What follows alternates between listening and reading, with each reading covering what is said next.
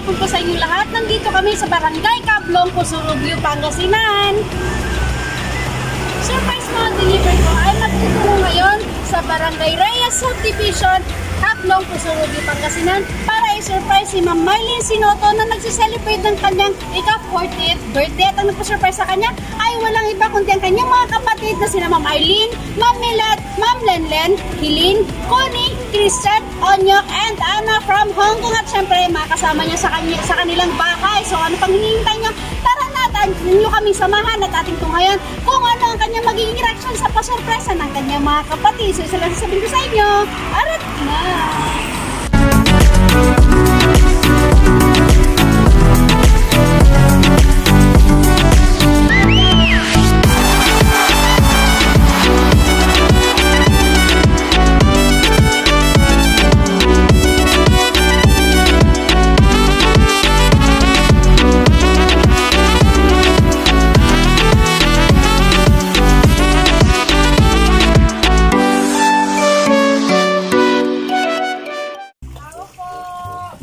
Sigaw na ako ng sigaw eh.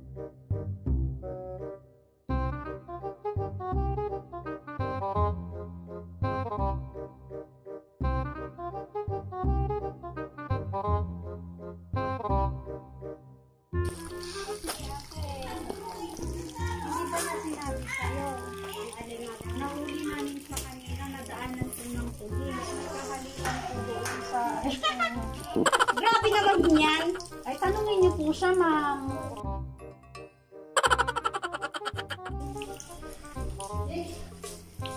Sabi namin, nag-uusap po kami sa may GSW. Saan ma'am na ano lugar yon? Doon po sa may sa may plaza po. Saan? Tanungin niyo po siya. Matanda ito na hindi talaga. Doon na tatay ni Kwani. Wala na, anak mo na. Ikaw po yung kasama niya kanina, Ading. Ikaw yung kasama niya kanina. Pero alam mo yung nangyari, di ba? Nanano siya doon kanina sa may ano. Dala niya yung cellphone? Nakita namin siya kanina. Then sabi ko, pakitawag si mami niya dahil mag-uusap-usap sa ano sa MSWD. Oh no! Bakit natakot kayo umalis? Anong gagawin, madam? Kung na lang hintayin na lang mamuwi. Hindi naman, kailangan mag-report po tayo doon sa ano sa MSWD po para makausap po kayo. Tawagin ko eh, Kwan. Hanapin ko na lang yung papa niya, tapos kami na lang maghahanap at kami na lang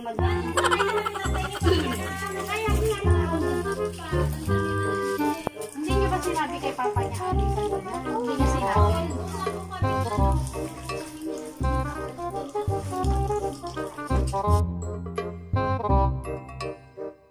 Hindi naman siya naka-open. Kasi ano nga, di urayon tayo laungan. Kasi sila mag-ibig importante ama nga po nga kailangan nga makatungtong mo eh. Oh no! Ano sa baliti po?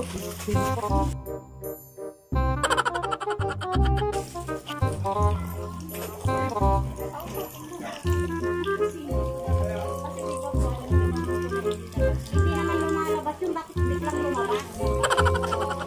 Sa ano eh, wala namang boyfriend yun.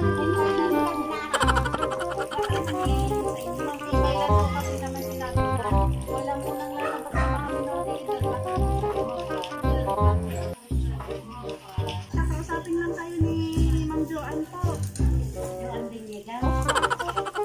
Siya po ang pinakahimpayan kasi.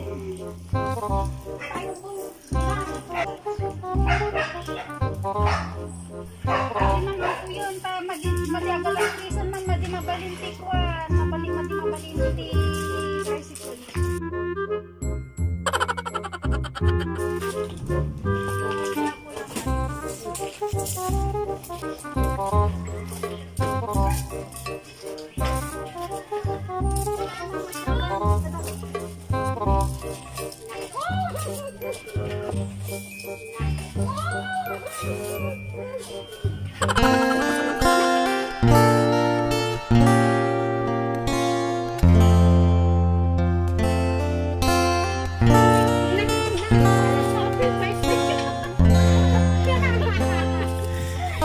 Sabi ko na nga, be.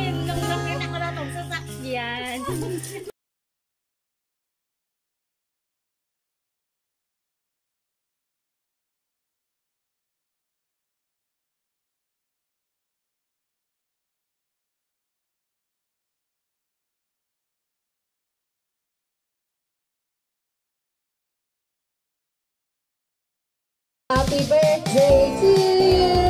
Happy birthday to you. Happy birthday, happy birthday. Happy birthday to you. Ayan, ma'am, bago mo, pa yung kanila mo. May kawish na.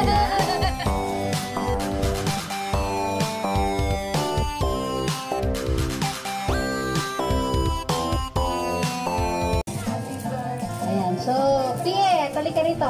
Anong bilang tayo ikaw ang kasabot ang kinasapakat namin? Ayan, birthday message para kay mama mo. Happy birthday, ma. Ayusin mo. Happy birthday, ma. Thank you sa lahat ng effort mo sa amin kahit na napakakulit namin minsan. Happy birthday, sana tumagal ka pa ng matagal. I love you. Si Ate Andrea. Pagkain lang talaga. Happy birthday, ma. Bilisan nyo, nagugutom na ako. Ay! Tapos, ayusin din. Sana maabutan mo yung tangkad ko. I love you. Ayan. Ito yung mga message sa'yo, ate. Happy 40th birthday, Manang Maylene. Gusto sana kitang pasalamatan. Kung hindi dahil sa'yo, sobrang boring ng childhood ko. Salamat sa lahat. Simula pagkabata, binabantayan mo ako at hinatid sa school. Tinuturuan mo ako sa mga assignments at mga projects. Tapos kapag recess time, ikaw din kumakain sa laman ng lunchbox ko, Chucky at Lemon Square. Wish ko sana magkaroon ka pa ng maraming birthday. Palagi mong ingatan ng sarili mo dyan, lalo na ngayong panahong ito. Sobrang laki na pasasalamat namin sa'yo dahil andyan ka palagi para kila mama at papa at sa mga pamangkin natin. Sana huwag kang magsasawang aalagaan sila. I miss you and I love you, Kylie.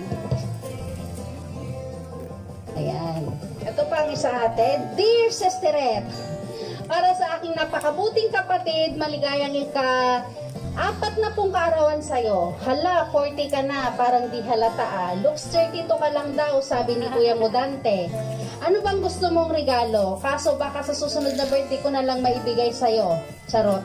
Kulang ang regalo at naihanda namin para sa'yo para may padama ang aking pasasalamat. Sa araw na ito, nais kong malaman mo kung gaano kakahalaga sa ating pamilya. Ikaw yung runner ng lahat. Napakadali mong utusan. Hindi ka marunong tumanggi kasi may tanggan. Charot.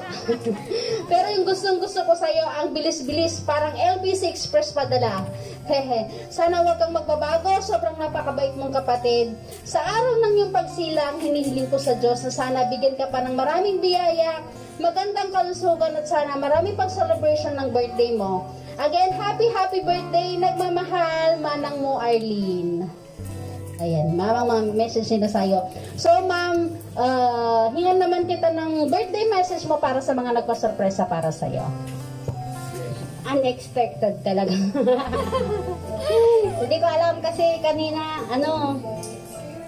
tinatanong kung anong iluluto ko. Sabi ko, spaghetti na lang yung galing sa package.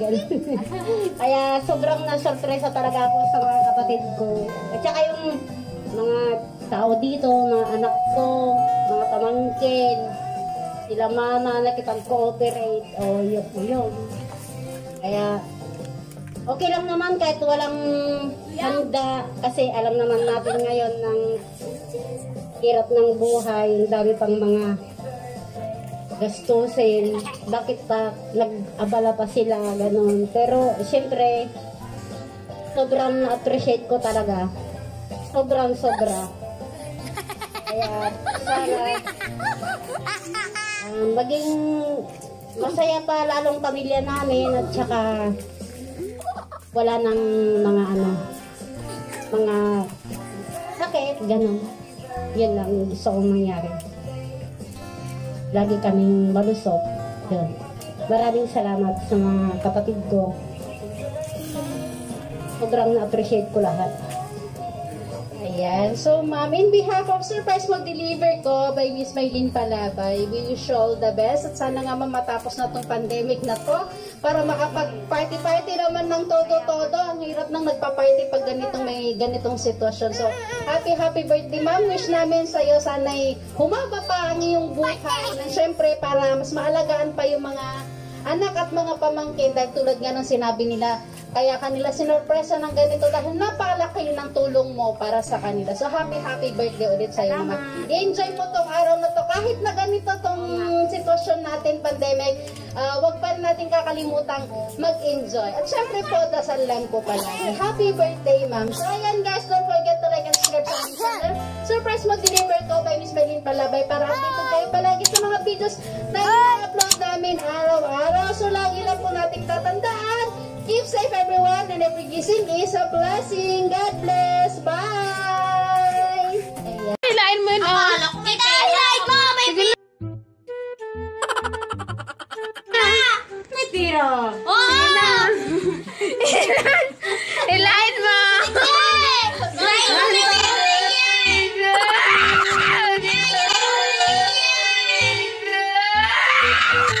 Sayang naman. Naghintay ka ba? Wala na. It's a prank. Charan! Kita mo,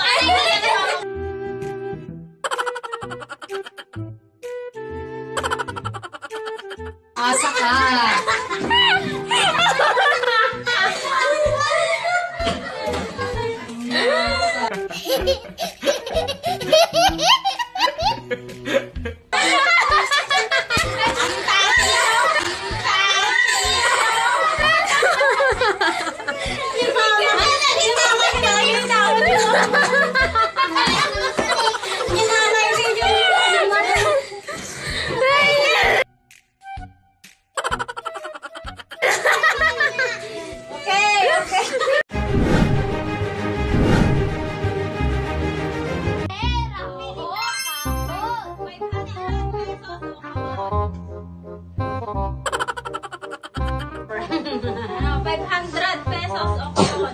Asan yung kararang kita ba ya?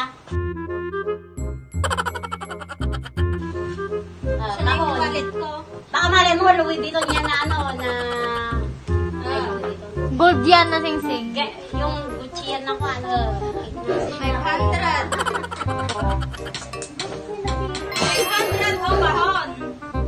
Kahon! Dagdagan mo pa! 1,000 pera o kahon! Kahon! Siyempre, taganayin ko muna. Kahon!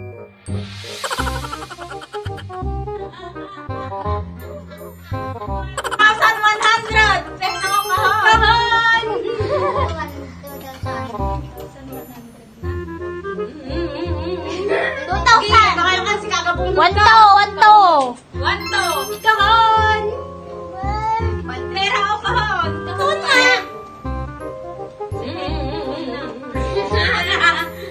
Madali. 1.5 na bahala ka din ni Clam King. 1.5. Ikaw bahala kasi 300. Sige. 1.5 pera o kahon? Kahon. Kahon talaga? Palaban. Bigay niyo na yung kulot kay tita. Tapala si Miso lang yung pera. Wala mo lang. Pera o so. Wala kita ko 5. Liit. Ano yan? Ano na siya? Joke lang. Sige. Kaya namang tunog. 1.6. Pera o kahon? Kahon. Kahon pa rin? Kahon. Mura niyan. Madamihin mo muna. Hanggang 5,000. Pero wala kami Sika. Ano dati ikaw kaitaltok mo. Kahon.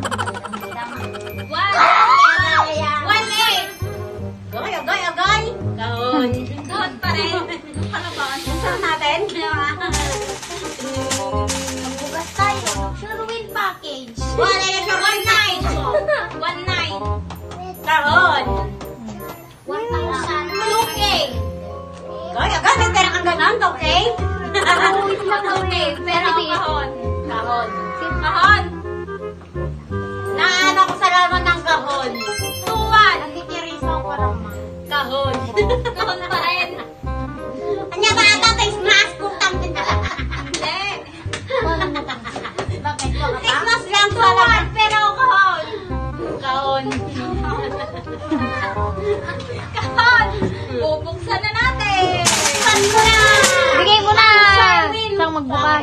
Face mask! Okay, hindi! Alas! Hindi face mask. Kahon na. Sigurado, okay. Oo. Ilan na yan to? Naman. Huwag mo nga buksan, tita. Kahon o pera? Ipan niyo muna. Pera o kahon? Parang... Why, nakray? Mas lamang lang ng kahon. Sige. Sa Mama!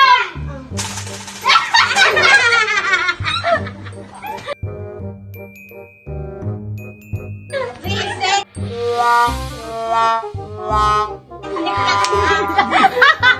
Oh, yeah!